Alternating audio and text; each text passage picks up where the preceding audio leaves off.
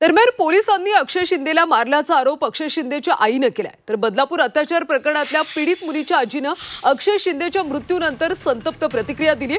बरं झालं अक्षय शिंदे मरण पावला, लोकांच्या हाती तो लागला असता तर लोकांनीच त्याला ठार मारला असता, अशी तीव्र संतापाची प्रतिक्रिया पीडित मुलीच्या आजीनं झी24 तासला दिली।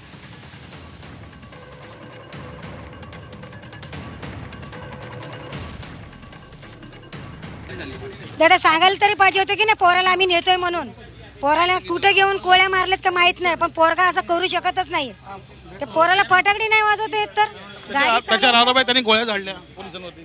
नाही, हे खोटा आरोप आहे, हे खोटा आरोप आहे।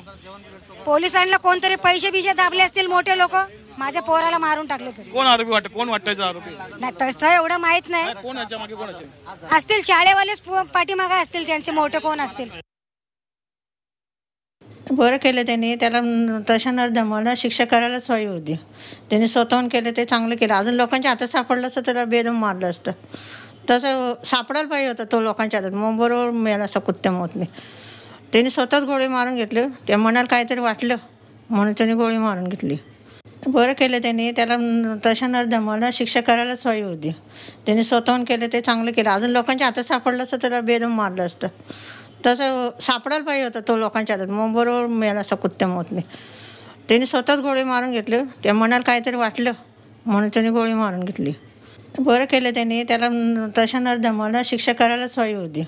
त्यांनी स्वतःहून केलं ते चांगलं केलं। अजून लोकांच्या हातात सापडलं असतं त्याला बेदम मारलं असतं, तसं सापडायला पाहिजे होतं तो लोकांच्या हातात, मग बरोबर मिळाला असं कुत्त्या मोतने।